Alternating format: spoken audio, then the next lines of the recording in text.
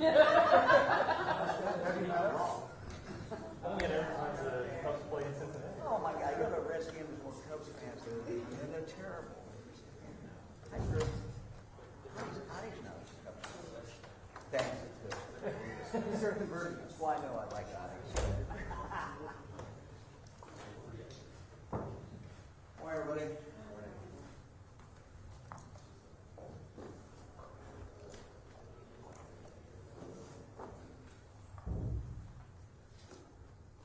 2 days after the tragedy in Dayton, we announced a 17-point plan that we are calling Strong Ohio. Today, Lieutenant Governor John Houston and I are announcing another piece of this plan. Criminal history information submitted to Ohio's law enforcement automated system called LEADS and the National Crime Information Center called NCIC is dangerously deficient. When I was Attorney General, I found that some of our Ohio courts were failing to follow the law, requiring them to send dispositions and mental health adjudications to BCI for entry into these law enforcement databases. Now, let me just mention one of the challenges is that there are 1,400 entry points around the state.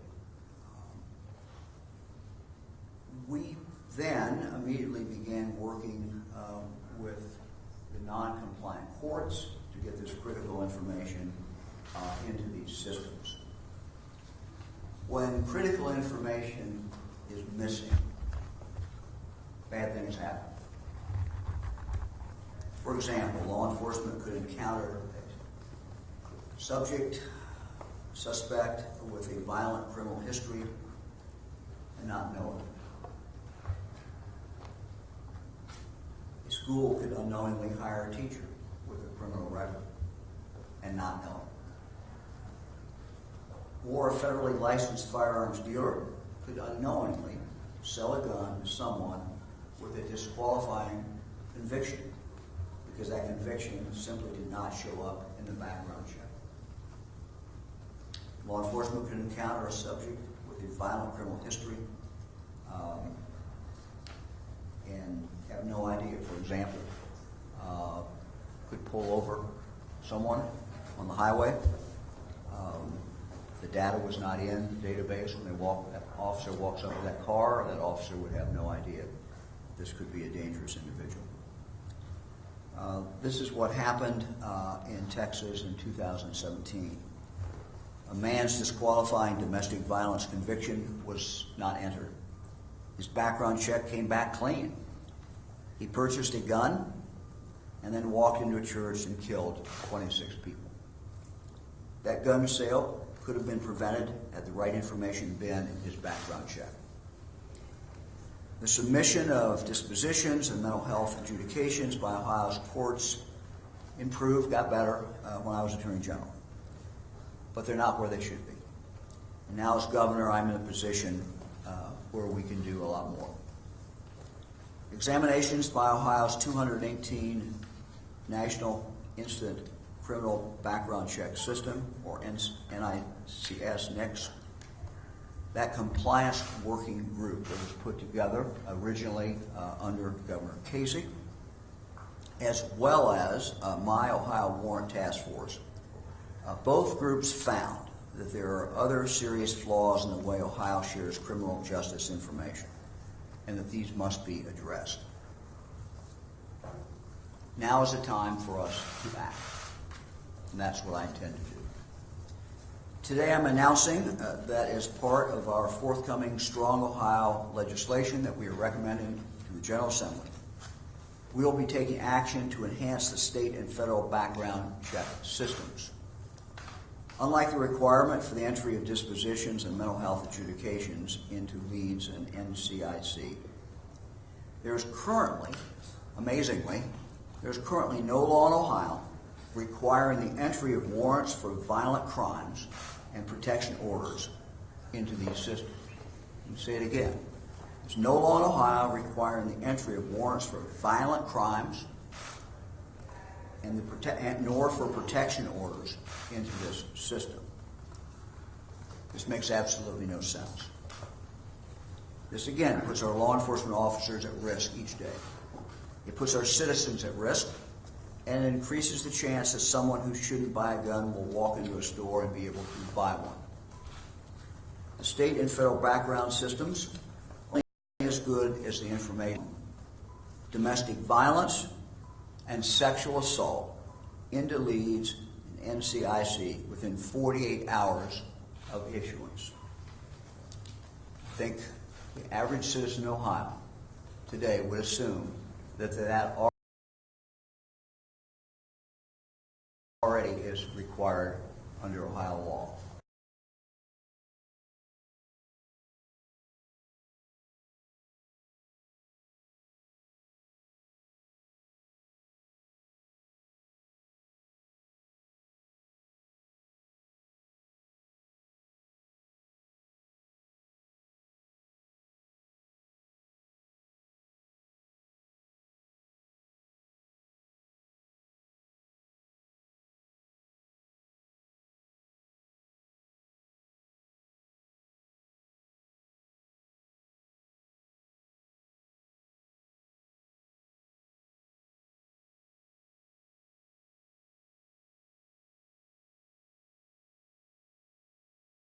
Will mandate for entry warrants for crimes such as murder, kidnapping, rape, domestic violence.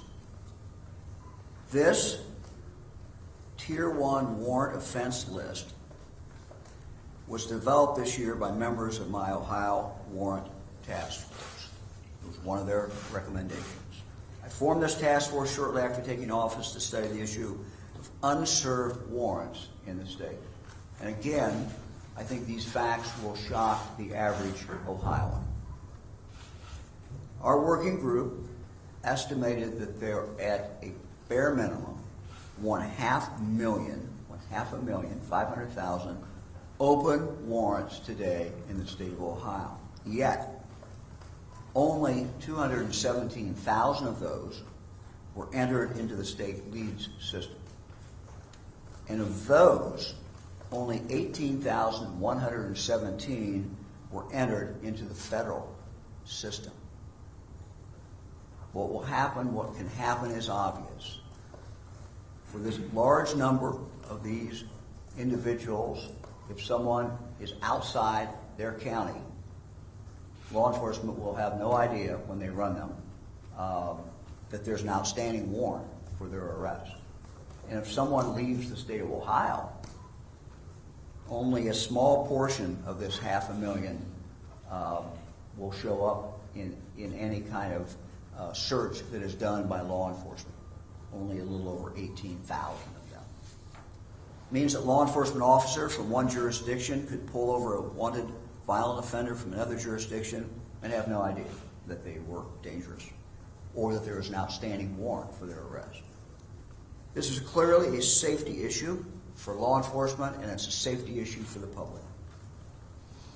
NCIC is also one of the tools that the FBI uses when conducting point-of-sale background checks for federally licensed firearm dealers through NICS. I think this shows why, another reason why it is so important that this information be entered into both the federal and to the state systems. As identified by the 2018 NICS working group appointed by Governor Kasich, warrant and protection orders must be entered into the state and national systems to improve the completeness of NICS. Otherwise, the NICS background checks of those prohibited from purchasing a firearm will come back clean. They will be inaccurate. Responsible gun shop owners do not want to sell a gun to someone who should not have one. So when a dealer calls NICS for a background check, they depend on that information, and the public depends on that information to be accurate and complete. And when it is not, the system is failing these business owners and certainly is failing the public as well. We must act now to fix this problem. Mandating the entry of these warrants and mandating the protection orders, they must be reported into leads and NCIC will certainly make more work for law enforcement and for the courts. But let me be clear. Many agencies are already doing this on their own, though many are not. Today, the process to enter this information takes time and is cumbersome. The cost of implementation is often paid by the local governments. In fact, it usually is. Both working groups that I have referenced, also recommend a statewide system to make this process easier and more uniformly to be adopted. We have an obligation to make this easy, simple for local government, local officials to do. We have an obligation for the state to pay for this. The time to act is now. We must work to make this system work better. I've asked Lieutenant Governor Houston, who is the Director of Innovate Ohio, to begin work on creating a technological solution. He and Innovate Ohio will develop a program to make it easier and less time-consuming to get warrant and protection order information where it needs to go. This system needs to be free for local agencies. It needs to be paid for by the state. And I want it to be available statewide for every law enforcement agency and court in the state. It needs to be simple, it needs to be free, it needs to be easy, and it needs to be mandatory. Now let me let the Lieutenant Governor tell you more about how we are going to do this. John?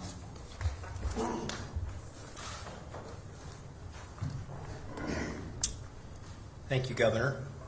I indeed am one of those Ohioans who was shocked to learn how many of these warrants, indictments, and protection orders were not entered into the system, and I feel passionate, as Governor DeWine does, we need to act. Let me just say our goal has always been to keep weapons out of the hands of criminals and dangerous people without infringing on the rights of law-abiding citizens. But as Governor DeWine accurately outlined, the current background system that is supposed to prevent people who've committed violent crimes from purchasing guns often doesn't work, and today we're announcing how we're going to fix that. I have asked the Innovate Ohio team to begin work immediately with Director Damschroeder and Director Stickrath, who have collectively accumulated years of experience working on statewide technology projects and with law enforcement. The operating principles will be clear. The system needs to be simple, free, and mandatory. Presently, this is mostly a paper process where warrants, indictments, protection orders are handwritten, and as Director Stickrath has described it, they're often put into a pile, not a file, and many of these are never electronically entered into the system, the lead system. And as a result, those records are not in the background check system for firearm purchases. Right now, this is largely locally driven with little state involvement. And it's up to the approximately 1,400 different local entities to enter into these records into the lead system, which will ultimately connect to that federal NICS system. It is our desire to create a single digital entry point that eliminates the paper system and requires an all-digital entry for warrants, indictments, and protection orders so that it will automatically connect to the lead system and NICS. As the Governor mentioned, this will not only be of value to the people who sell the guns, but will also assist local law enforcement and the courts in their daily duties. I have experience with these types of conversions, converting a paper process to a digital one. During my time as Secretary of State, we worked with the BMV and all the 88 county boards of elections to share data, to create a digital voter registration system, to update voter registration records automatically, as well as taking nearly 100 different paper business filing processes and converting them into a digital registration system. I realize, however, that the magnitude of this task is much bigger because we're dealing with more than just 88 counties. We're dealing with 1,400 entities across the state who are not accustomed to working through a single system. It will be more than a technology project. It will require training and cooperation across the state. When I took on the task at Innovate Ohio, we conceived of improving customer service, saving time and money. This project will do both, but it will also save lives. It was important, as the governor mentioned, you have this list of crimes, and you heard him outline the incredible number of these that are not getting entered into the system. This is something that the task force have talked about, that the governor mentioned, but we also work very closely with the Second Amendment rights groups who have been saying this for a very, very long time, that we need to improve the current system. I would like to thank Jim Irvine and the Buckeye Firearms Association for their guidance in helping us understand it from their perspective. Eric Delbert, I know who will speak in a little bit, and Wendy Monroe, who's back here. They own shooting ranges and sell guns. They've told me, I immediately got on the phone, I talked with them, they were telling me all the problems that they have with the current system and how it really needs to be fixed. But it's going to take all of us working together to get this right, but the consequences are incredibly important that we do so, and this is an important step this is an important foundation for anything that we do beyond this. This has to get done right for anything else that you might want to do to protect the rights of law-abiding citizens while making sure that criminals and dangerous people don't have access to firearms. And I appreciate the great work that the team has done in helping to put this together, and we will begin immediately, the Innovate Ohio team will begin immediately working on the technology side of this process as we await legislative action on the remainder of it. Thank you, Governor. Thanks, John. Let me introduce now Sheriff Michael Simpson of Preble County, followed by Chief Brandon Stanley of Bell Fountain. Both were part of our warrant task force, and both of them understand the importance of including warrant and protection order information in both leads and in NCIC. Sheriff? Just a couple quick follow-up comments on what the governor has already stated. Getting information entered to leads and NCIC is vital to an effective system. This includes arrest information that is attached to fingerprint submissions on an initial arrest, fingerprint submissions, and offense information where a defendant is merely summoned to appear in a court and no initial arrest is made. And that happens a lot across the state. Criminal indictments is also an issue where someone maybe has not been initially arrested on the front end of that. The entering of civil protection orders and temporary protection orders is key. And then follow up by the courts on final disposition from these cases as we get through the system, whether someone has been found guilty, things of that nature. All of that has to be in that system. It's all wheels or spokes in this wheel. And warrant entries, as the governor indicated, into the NCIC system for our most serious offenders and violent crimes that you see over here. As we move forward in the process, we certainly need to evaluate the technology that is available to us to streamline the process and to improve data collection where we can. Law enforcement, the courts, and our mental health partners must do all that we can do to ensure that accurate data is entered into this system in a timely manner. The data is the backbone of the NICS checks that are completed every day. And good data promotes an effective system, and an effective system can save lives. And from the local government standpoint, I agree with the governor that the state of Ohio needs to step up and find funding to get this system in place. It'll be vital that any solution includes funding to develop, implement, and more importantly, to maintain the system as we move forward. So on behalf of Ohio's 88 sheriffs, we certainly look forward to working with the governor in making this system more efficient and more effective. Thanks, Sheriff. Chief? Thanks, Governor. Thank you. On behalf of the Ohio Association of Chiefs of Police, Police here to make some remarks. I'll keep them brief. Connecting agencies to each other with timely information that would potentially stop someone who cannot legally purchase or possess a firearm will keep our communities safer.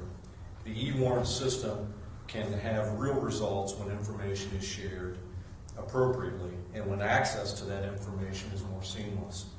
Ohioans deserve to have a better system in place that creates another layer of accountability. Ohio will hold those committing reckless acts accountable. The e-warrant system is needed to provide agencies of all sizes an additional tool to improve safety in every part of our state. This step forward advances the strong calling for better communication, better practices, and better acknowledgement that we won't accept failures and we will stand up for those who need us the most. By enacting this system, we will be taking an excellent step in the right direction of avoiding future tragedies. Thank you. Chief, thank you.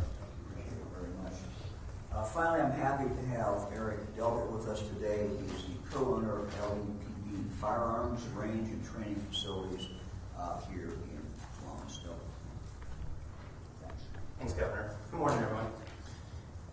When we started LEPD Firearms Range and Training Facility almost 7 years ago, it didn't take long for us to recognize that there were some inefficiencies in the NICS background check system. Matter of fact, we saw it almost immediately. You see, when we submit a transaction into the NICS database, almost 93% of the time, we would receive an instant response, as you would expect. A response of either proceed with the transaction or that transaction was denied. About 7% of the time, though, we would receive a response of delay.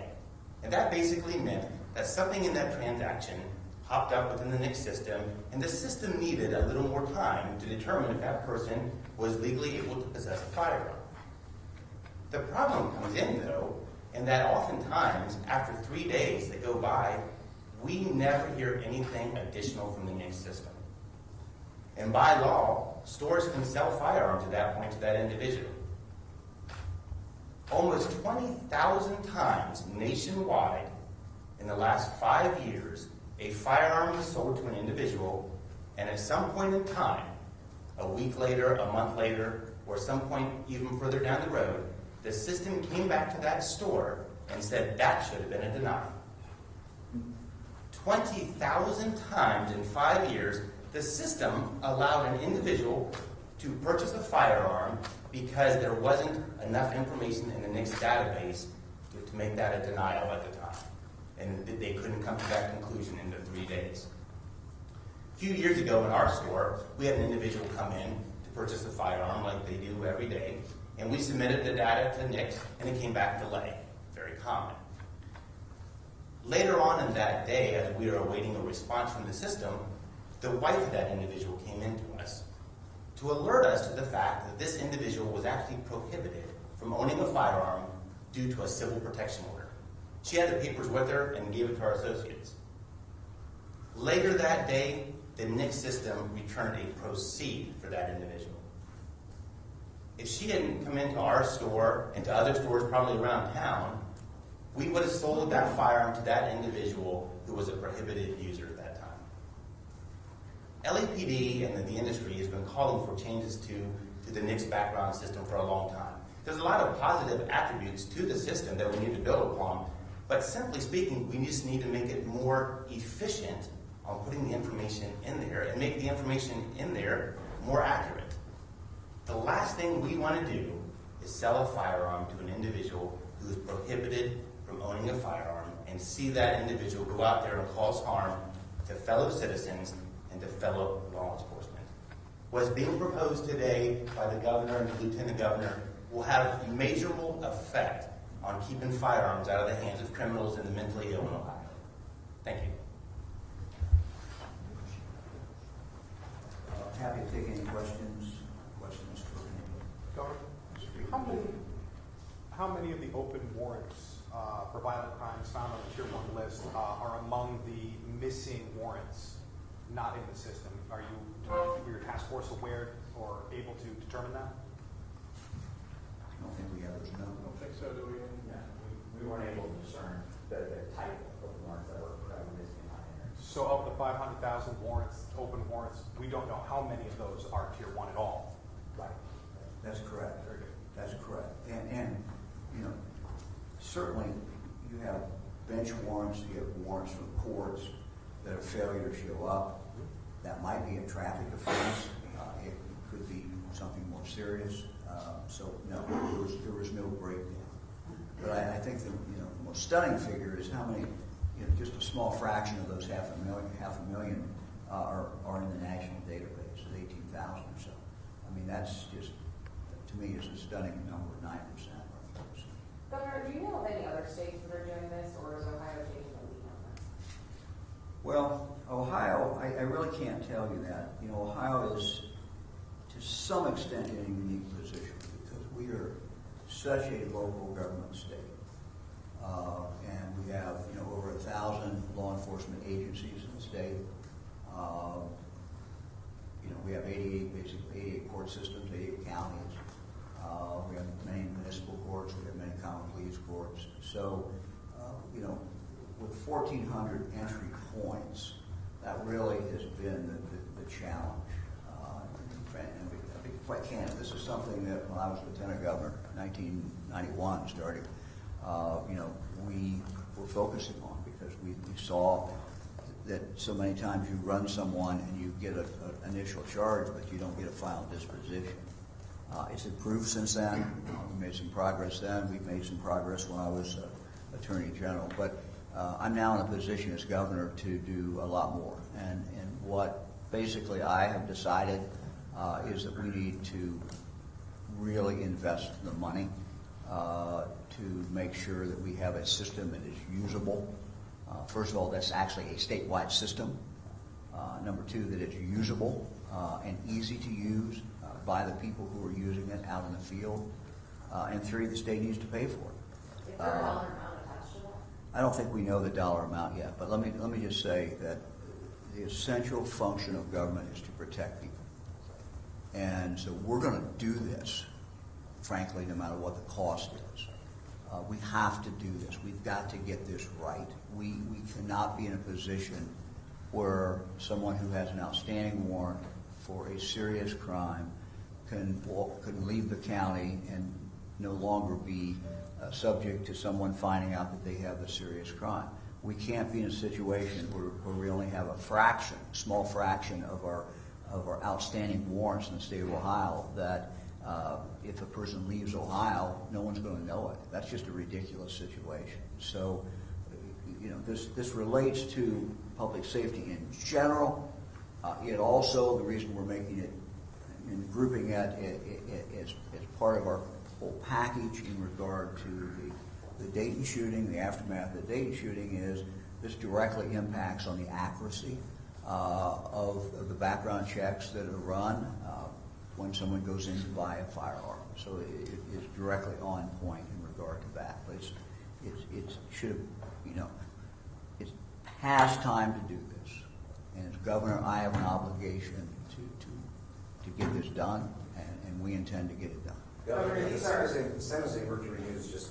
I'm sorry, I missed the first part. The San Jose Mercury News just put out a report that looked at 75 cases of shootings over the last 3 years and found that most of those shooters telegraphed their intentions on social media.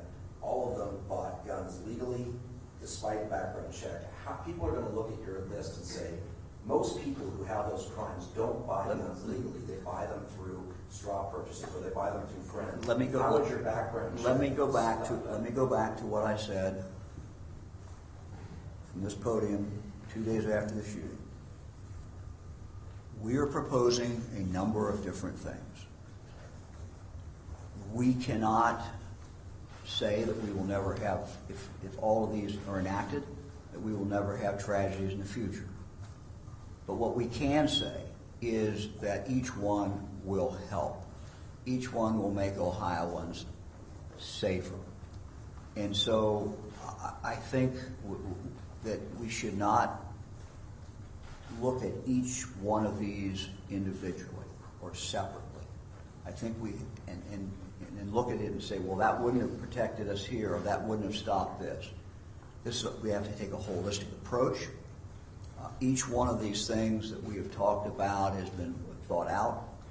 Each one of these we're going to be working with our friends in the Second Amendment to make sure we get them right, we protect people's constitutional rights, and we're going to be working with the state legislature. But it is a package.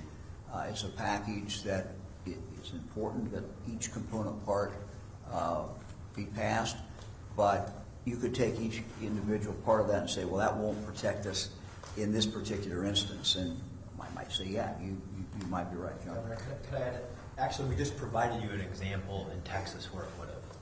But And most of the mass shootings were, if you look at it. I'm just sharing with you that from a data point of view, that's an example of one that actually would have, those 26 lives might have been saved. And have those backgrounds. And your point, you're talking about giving signs out early on. Remember, at our last press conference, we talked about an enhanced role, public safety, that we have put a group together that's going to be monitoring the internet in the sense of if keywords come up, the software will allow us to pull that up and look at the context of it.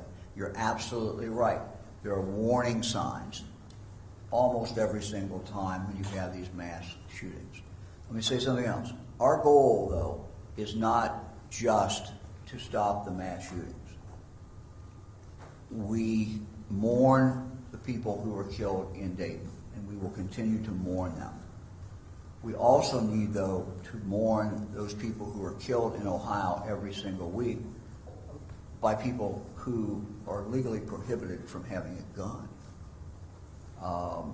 And so we're going after them in several different ways. One of the ways we talked about last time was to enhance the penalty for people who are convicted in the state of Ohio of violent offenses, who cannot legally have a gun, who do have a gun. I met last night with over 60 county prosecuting attorneys. This is one of the things that they want. One of the things that they want to have as a tool so they can go after the repeat violent offenders who insist on continuing to have guns in their possession. So all of this is a package.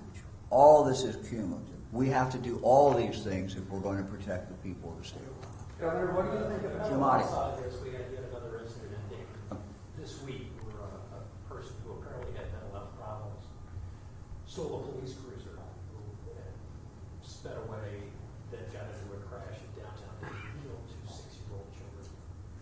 On the mental health side of this, how far have we come since your introduction of your 17-point plan? Did any of those give us an update on any of those bills been introduced? Well, again, Jim, there's no magic that this is going to, these problems are going to be solved, but we started with the budget when we put a lot of money, over $675 million, to be used for wraparound services to try to identify, at least in part, to try to identify young people who are having problems, mental health problems, to try to get them the help that they need early on. We are trying to free up more space, and will free up more space in our psychiatric hospitals. But we also need to provide additional alternatives for families who have someone who has a very serious mental health problem and who may not be acting out criminally, but has that serious mental health problem. And so we need to be doing more in that area as well.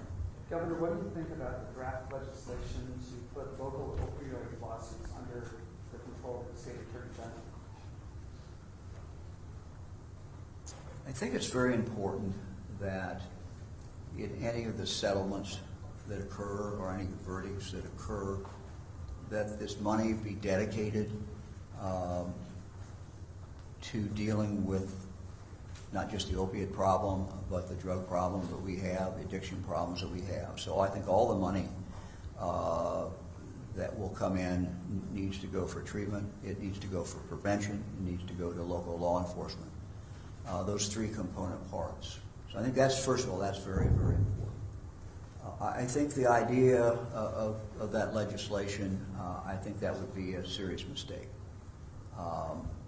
If you look at how our services are delivered in Ohio, and if you look at who has borne a great deal of the cost, what you will find is that local government has borne a great deal of that cost. This is something that we should allow to proceed in the court system. I filed, as you remember, when I was Attorney General, filed against a number of the manufacturers. I filed against a number of the middlemen. Other local jurisdictions have made a decision to file as well. They have every right to file. And so those cases need to continue to proceed.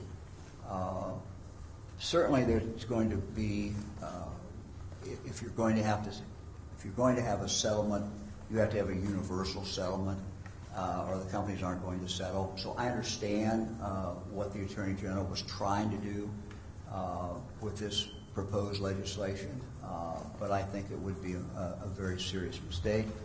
I think it would be unfair to our local government partners who have borne such a very, very heavy part of this burden. I would say, finally, that as far as the money that the state will get, we hope in the future, through the lawsuits that I filed, the great amount of that money will eventually then go down from the state at the local level as well. Through our local AMS boards and the delivery of services. We are a local government state. Our services are delivered locally. So whether the cities get the money directly or whether it comes through the state, what we get is going to be shared certainly anyway with the local jurisdiction. But I just think it would be a mistake for the General Assembly to pass a law like that, and I think it would be a very serious mistake. Governor, how do you plan on getting, the politics of these gun restrictions not very popular with the General Assembly? How do you plan on, building a coalition of supporters and convincing the legislation? Look, I'm working on that, and John is working on that every day. We fully understand concerns that have been expressed. We want to make sure that anything that we propose to the General Assembly has a chance of getting passed, but it's also very important for it to be constitutional. It's important for it to respect the Second Amendment rights. We've been working very closely with our friends in the Second Amendment community, and it continues to be a work in progress. I think you're beginning to see, though, a good, broad cross-section of people in the state of Ohio who support our package. Some people don't think it goes far enough. Some people may have other opinions, but if you look at the mayors, for example, mayors who deal with these problems every day, we're getting more and more support from them. Had the opportunity to talk to the mayor of Cincinnati, the mayor of Columbus, at the soccer match this weekend, and they both support our proposal and our plan. John? And that's why what we're doing today, I believe, is incredibly important, because I'm in regular conversations with leaders from the NRA and from Buckeye Firearms and the Ohio Gun Collectors Association, and one of the common refrains from all of them is fix our existing system. We have a lot of laws in the books that we're not properly implementing, and it's very important to building that coalition that you can prove to people that you actually are doing a good job with the laws that are currently on the books. Today's announcement is a critical step to proving our commitment to doing that, which I think builds support and trust among the different voices that are out there across the state advocating on these issues. And let me just add, we're going to continue to be transparent. What we're doing is what we're doing, and what we say we're doing is what we're going to do. And as we work on language, we know what our objective is. We're sharing that with folks to give them a chance to take a look at this. So look, this is a process. We understand the history. We understand what we refer to as personal protection orders that did not go anywhere last time. But our point is that this is different. It is different for what we are proposing. You know, we are dedicated to making sure the constitutional rights are protected. We are dedicated to making sure the Second Amendment is protected, and there is due process at absolutely every stage in regard to the personal protection orders. Is there a timetable on when you plan to make these actually formally introduce these proposals? Well, it's a work in progress. I don't know that I want to put a time limit on it. You know, we're working on this every single day, and As a work in gun- progress. I'm not as a going to put a gun time on seller, it. as someone who sells guns, I'm wondering, when you get that delay from NICS or back FBI, ATF, or whatever, how much of that is your sixth sense that you size up someone and say, I'm not going to sell them a gun, versus I got a delay, now I have to sell them a gun by law? How much of that do you rely on, and what needs to be done to change that? I think in our business, there's always that sixth sense. We are not mandated that we have to sell the firearm. It's much like the bartender. You don't have to serve that drink. And our employees know that if you don't feel right about that transaction, you don't go through with it. So the delay is just simply another tool that alerts us that maybe there's something there. But the problem that we see, and I'm sure you see it as well, is that there is customers that come into our store every day, good customers. They're doctors, lawyers, FBI agents, who get delayed every time, and they know at the end of 3 days, we're not going to hear anything back, and they're going to come in and get their firearm. It happens too often to people that are good people that happen to be in a database somewhere, and they can't get out of it. I'm sure you see that as well. Well, and Mr. Delbert and I are among the responsible gun store owners that the governor referred to. So we go out of our way to follow, of course, all laws. We would go above and beyond that if we, when we can, if there's any need to do that. But we just want to make sure that the data is good data. So I'm encouraged that the administration wants to, start with that, because if the data isn't good, the background check isn't good. So we just really are encouraged by that. What is your name? Wendy Monroe. Do you think there should be background checks for people that are selling guns, at these gun shows, which are currently they're not required to? I think today what we really wanted to focus on is the data and fixing the data, so we're not just running around trying to put out a bunch of fires. So we're starting with that, and we'll see where it goes. I'm encouraged that the administration is talking with stakeholders, Buckeye Firearms, other stakeholders, people like us that deal with this every day. So I'm encouraged that they are listening and doing their research. It's been eye-opening what they have found out so far, so we're encouraged by that. Well, Governor, I've heard from folks like Eric for years now that there are problems with the background check system, and so this doesn't seem to be new. Mass shootings, unfortunately, in this country are not new. What was it about this moment that is leading to this change? Why has it not been tackled before this? You're talking about our criminal record system, particularly? Yeah, fixing the background checks like you're Look, speaking about. we have been, I can't tell you how many times I've talked with Tom Stickrath and said, look, we need to, we need to fix it. What is different here is that when I was Lieutenant Governor, when I was Attorney General, there were certain things we could do. And, for example, we would get on the phone in the AG's office and literally call a county if nothing was coming in. If you didn't see something coming in for a week, we'd call them, hey, what's going on? Why aren't you sending in? But if you really, if we really want to do this, we've just got to do it sort of from the ground up. And so as governor, I can do more. And as governor, I'm making the commitment. We're going to fix this system. To fix it, we've got to make it easy for the people who put the data in. That's just the way it is. And the state of Ohio has to pay for it. So my commitment is it's going to be easy. I've charged John Houston in Innovate Ohio with getting this done. This is when John and I talked early on, even before he got on the ticket, before we came together, this was something that I gave him as an example. He talked about innovation in state government. I said, let me give you an example of where we really need that. So this goes way, way back, and this project is made for Innovate Ohio. What we have found is that we can make incremental changes in the system. We can improve it. We can patch it. We can plug the hole here. But what we really need to do is just to have a complete overhaul of the system and accomplish those things. And the state has to do it. Look, these are local units of government, whether it's over 1,000 law enforcement agencies, whether it's the hundreds and hundreds of courts.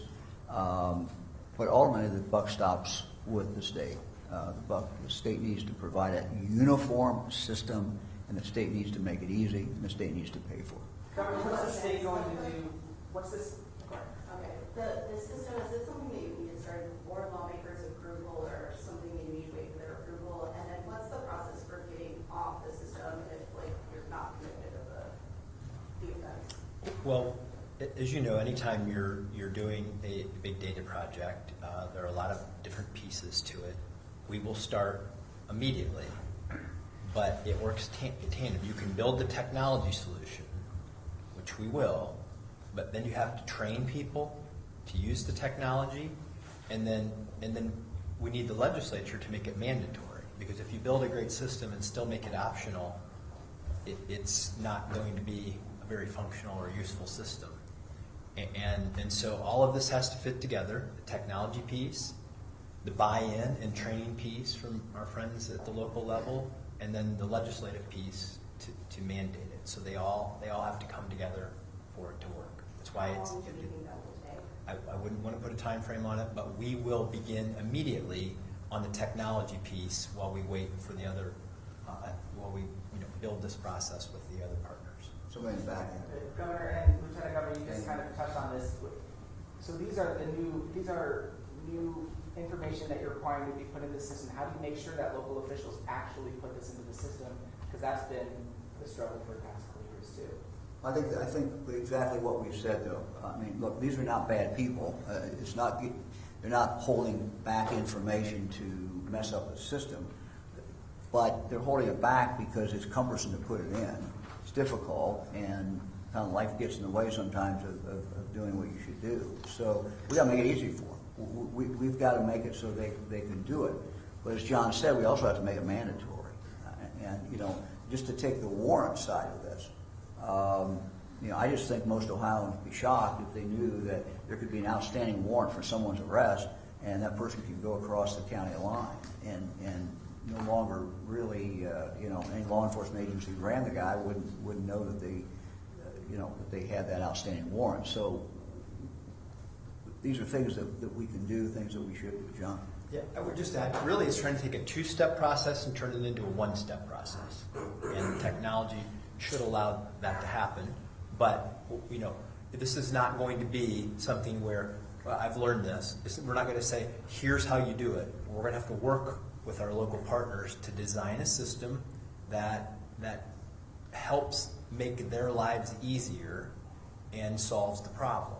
And so it'll be integrating those two processes, working with our friends in the courts. We already talked with. By the way, I should have commended Chief Justice Maureen O'Connor for sitting down with us and receiving her encouragement to do this, to work with the court system. We've talked with the sheriffs and the police chiefs, so it's going to be all of us working together to design the system to make it easier for people to do it. But I think basically the simplicity of it is you take a two-step process, turn it into one, and make it more efficient for everyone. And as John said, we're very grateful for the chief's involvement in this. John met with the chief not too long ago. I met with the chief a few months ago.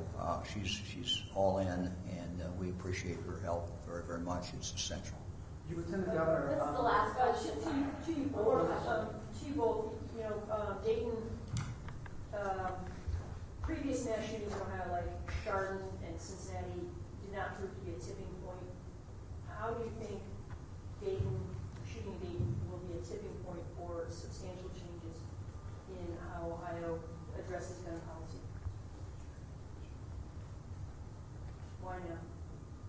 Why now? For me, I'm governor today. I have an obligation to do this. This is something I want to do. we're focused on this, and it's the right thing to do. These are all things that, I believe we can do. Look, you run for governor because you want to be able to make things happen. You want to be able to change things. I do this in conjunction with working with the state legislature. Just because I want it doesn't mean it's going to happen. But this is an opportunity, I think, for us to do things that should be done. And I'm doing everything I can. This administration is doing everything it can to make sure that happens. I just want to add one thing to that, is that one of the things that has been I think a hallmark of Governor DeWine's governorship and our administration, which is going on right now, is that we bring everybody into the room. There's before people that would be in favor of more aggressive measures as it relates to guns, and people who would not be in favor. We're bringing them into the room. We're listening to them. We're hearing what their concerns are. We're addressing those concerns, and we're trying to build a solution that serves that provides the solution that everybody is seeking. And we're interested in, as the governor outlined, it's constitutional. It can pass the legislature, and it will matter. And everything that we do is focused on that. I think that the governor has, what he's done in his first 8 months as governor, he's brought people into the room, local government and others. We're taking the same approach with this.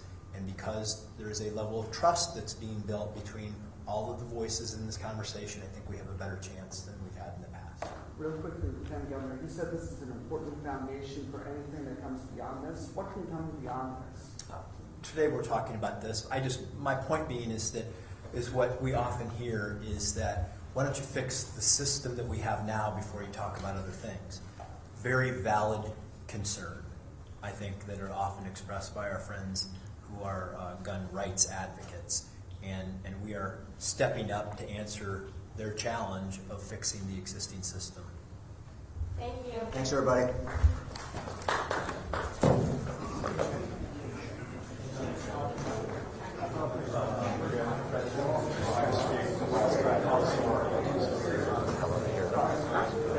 Jeff.